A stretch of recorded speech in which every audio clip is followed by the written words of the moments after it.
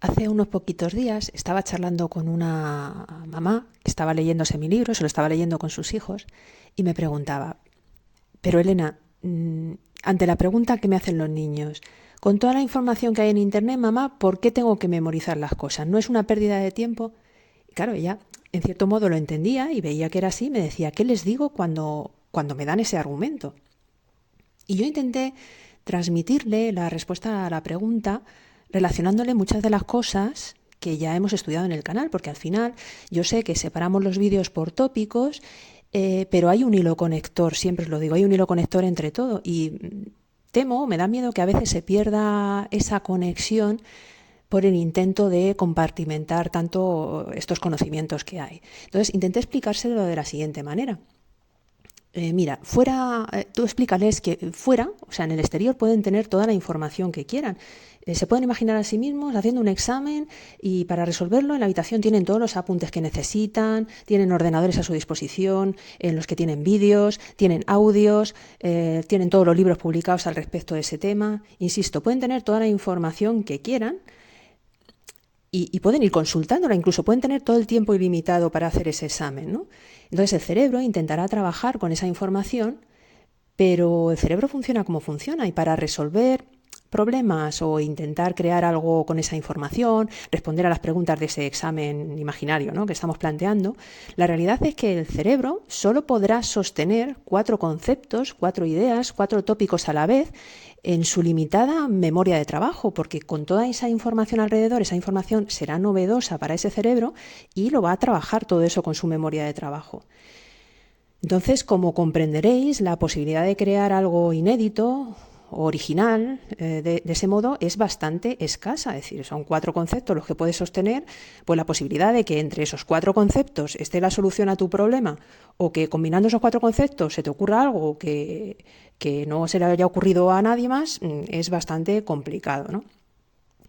En cambio, cuando nosotros hemos memorizado algo, y quiero decir memorizar algo en condiciones, es decir, lo hemos aprendido, lo hemos incorporado a nuestro cerebro porque ya forma parte de sus circuitos, lo ha modificado plásticamente, es decir, está en nuestra memoria a largo plazo, al estar en esos archivos cerebrales, vamos a estar trabajando de una manera totalmente diferente, es decir, el cerebro no va a estar trabajando con lo externo, que ya lo he dicho, de esa manera solo tiene acceso a 4 o 5 conceptos a la vez, sino que está trabajando desde dentro.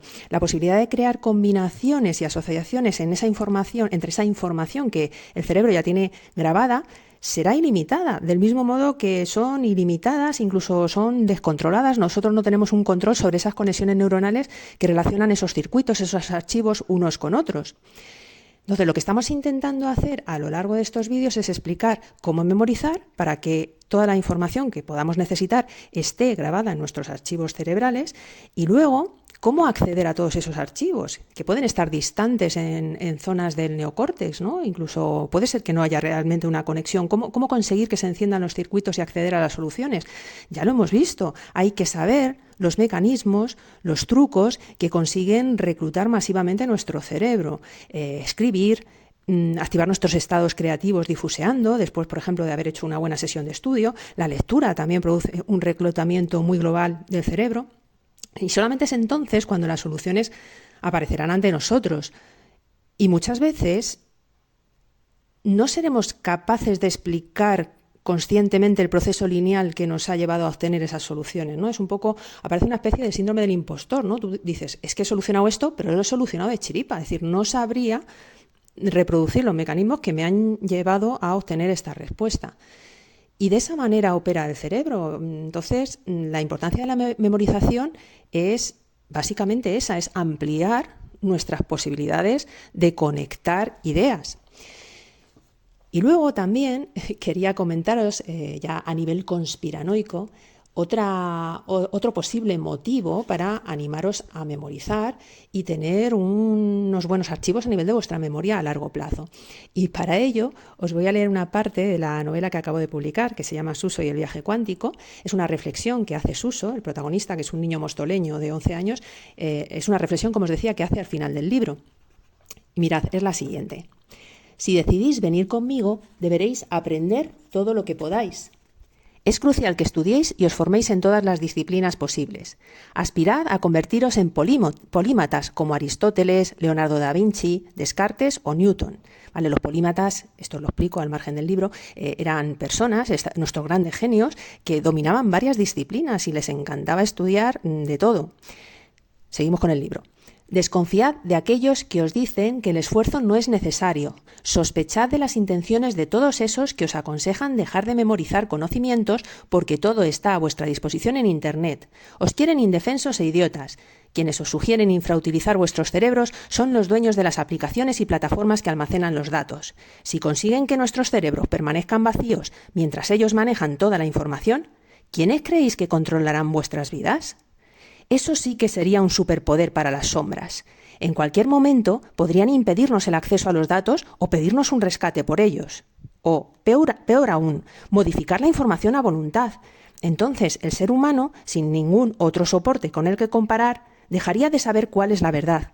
Incluso olvidaría su propia historia. Podrían incluso borrar al legislador de nuestras vidas y erigirse ellos mismos en nuevas deidades. Esto que os cuento no es ninguna exageración. ¿Qué pruebas tengo de ello? Sus actos. Ya están intentando reescribir la historia a su manera, mediante leyes que obligan a interpretar los hechos históricos según su conveniencia. Del mismo modo, viajando conmigo, se refiere a los viajes en el tiempo, ¿vale? Porque ha hecho varios saltos cuánticos al pasado y ha estado en diferentes escenarios históricos. Y entonces dice, del mismo modo, viajando conmigo, habéis podido comprobar que ya no se conforman solo con mentir en los libros. También están tratando de alterar in situ las diferentes líneas de tiempo, en un intento de borrar del pasado cualquier rastro de grandeza de la humanidad.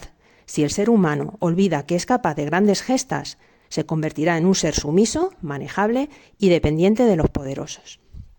Bueno, espero que os haya gustado este fragmento de la novela y sobre todo que reflexionéis. Vale, la información está a un clic, pero por mucho que esté a un clic, por ser tan masiva y tener que procesarla desde nuestra memoria de trabajo, que es limitada, podemos tener toda la información del mundo que no vamos a poder trabajar con ella si no hemos hecho un procesamiento inicial y hemos trabajado con esos archivos para que se conviertan en parte de nuestra memoria a largo plazo. Ahí sí que las posibilidades de asociación y de creatividad se multiplican. Era una reflexión al aire. Espero que os haya gustado. Hasta la próxima.